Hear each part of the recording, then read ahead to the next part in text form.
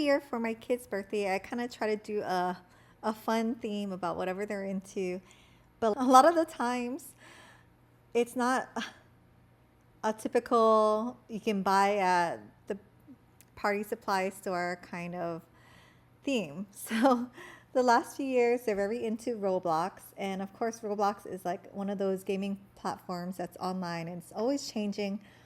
So the games that they're into are always changing also. So there really isn't any commercial items that are made like that you can buy on Amazon or anything. They just have kind of more, Amazon has more generic or just the typical games, I guess maybe the bigger ones that more people would buy. So this year, my younger son, he's going to be turning 9 and he's into this game called Fish, Fisch. It's just about them catching fish and different, you know, getting different equipment, selling the fish, buying the fish, probably wanting you to spend Robux on the fish or your equipment. And that's how they get you. But anyways, he loves this game. And yeah, there's nothing out there for it. So I'm going to be making him a shirt. And I don't know if I'm going to be making anything else just because maybe some like tags or something. But I think for like goodie bags or keeping it really simple, I'm just going to do like a $5 to $10 Robux gift card and some candy and just like leave it at that. He's going to be having it at a place called Pups of War, which is like a Nerf gun shooting kind of place. So that's kind of good enough for the activities. So I don't have to do any like piñatas or anything like that. So pretty simple this year. The way that I do it can apply to anything that you're trying to go for.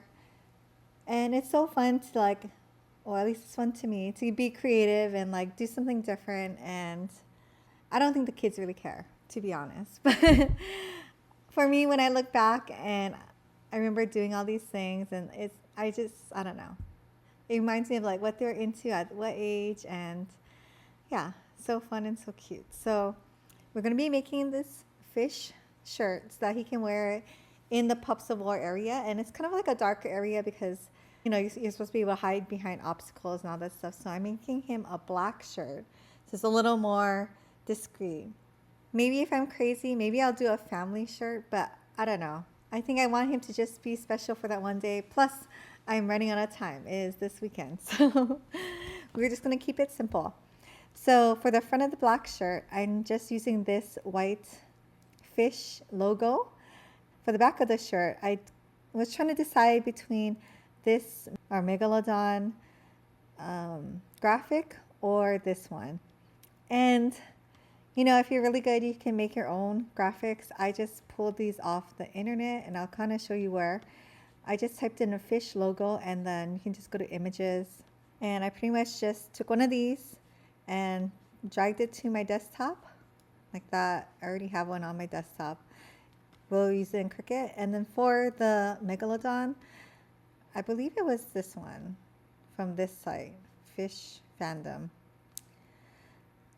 I don't know where I got the other one from. I can just try. So, let's see. Fish Megalodon.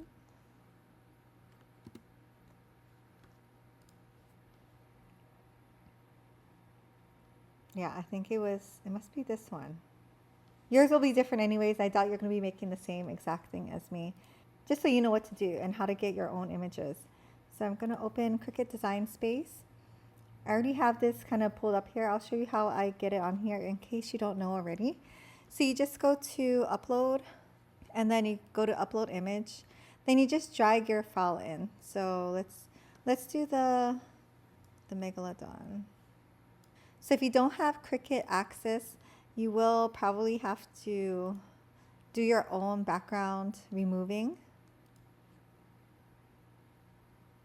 It's really handy to have it right in the program though, because a lot of the free ones don't do a really good job. I think Canva does the best, but that's also only for the pro service. But yeah, the Canva one is like probably the best one I've seen, better than Cricut too. So it looks pretty good. The only thing I would do is like maybe let's do restore and do a brush size, a smaller one. Like the teeth are a little iffy, right? Let's make it smooth so that you're not getting like a really crazy cut in there, like a jagged cut.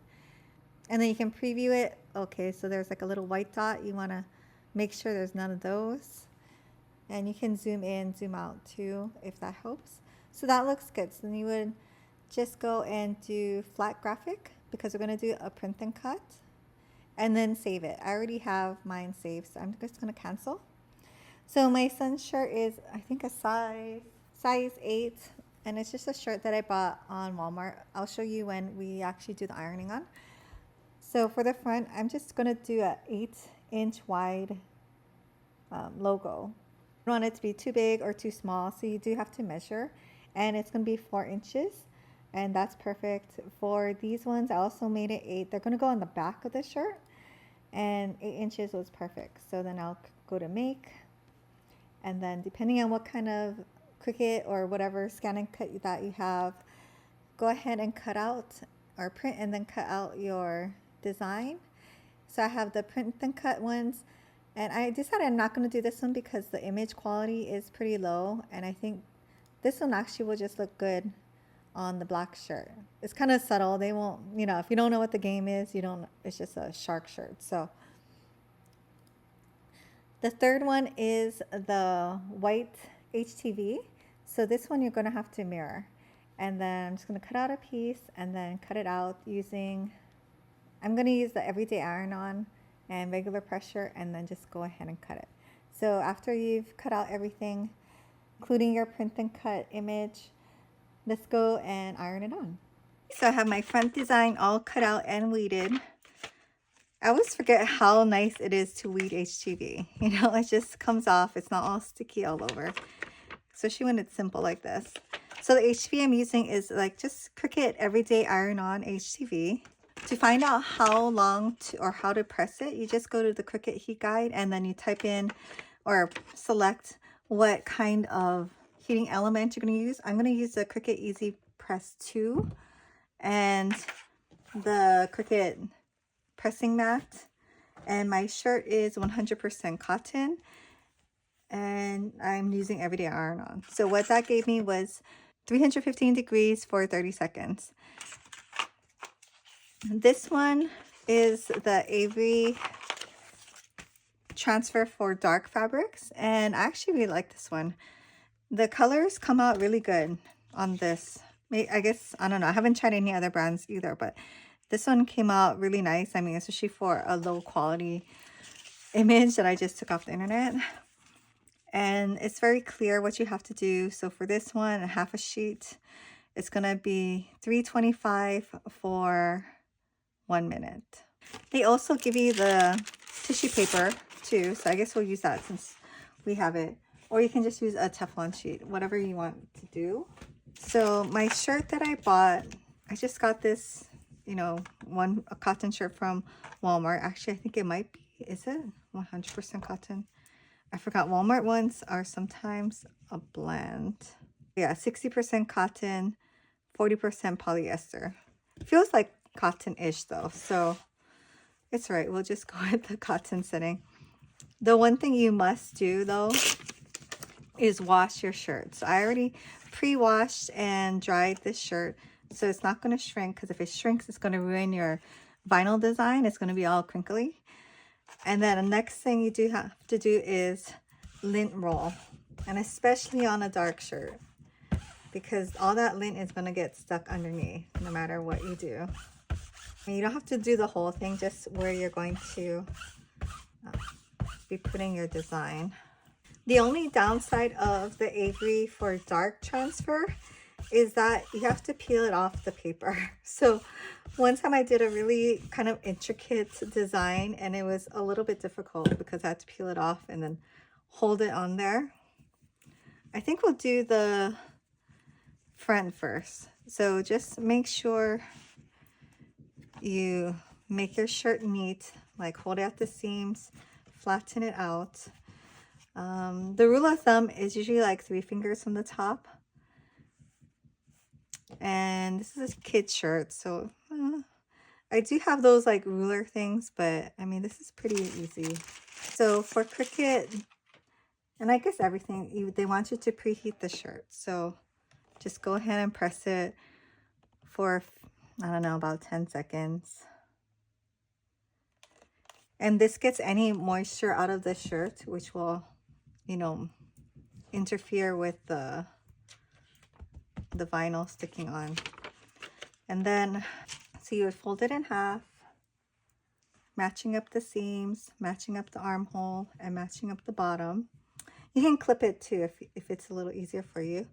You can take a piece of chalk, or you can just press it and get a fold. So you can kind of see the line, and about 3 fingers down is safe. Then you match up that line. I just fold my design in half like this, and I don't try to pinch the design. I try to pinch the carrier sheet, the plastic, and then we're just going to kind of measure it and line it up.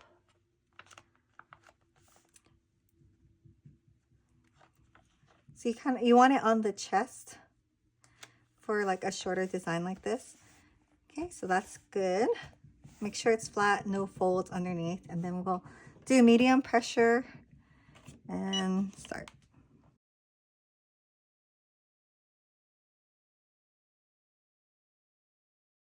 Okay, so if you're just doing this, you're going to want to let it cool before you peel it off. I'm pretty sure it's a cool peel. Some random vinyls are hot peel or warm peel, and you would peel it off when it's warm, but this one is cool.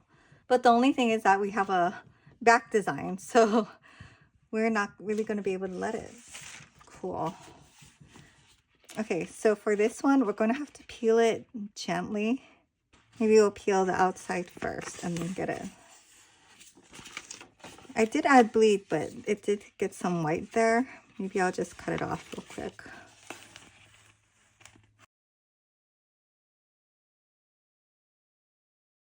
Okay, luckily the crack and peel part is right in the center. So you just gently remove your design. And this one I'm just going to eyeball. That looks pretty good. Okay. Oh, I still see some white, so I'm going to cut that off. I printed this out and then I filmed the video on the computer and then I cut it out. So the cut was a tiny bit off, but no one's going to know. Okay. So you put that on. I'm going to put the tissue paper on, and then we're going to hold it. Actually, you're supposed to do it 325. And then we're going to hold it for 1 minute. Okay, so now we're just going to let it cool. Okay, I removed it from the mat just because the mat kind of holds on to heat. So when you're letting it cool for the 2 to 3 minutes, you should take it off the mat that you're ironing on. But yeah, this came out good. So let's flip it around. Just slowly peel it off.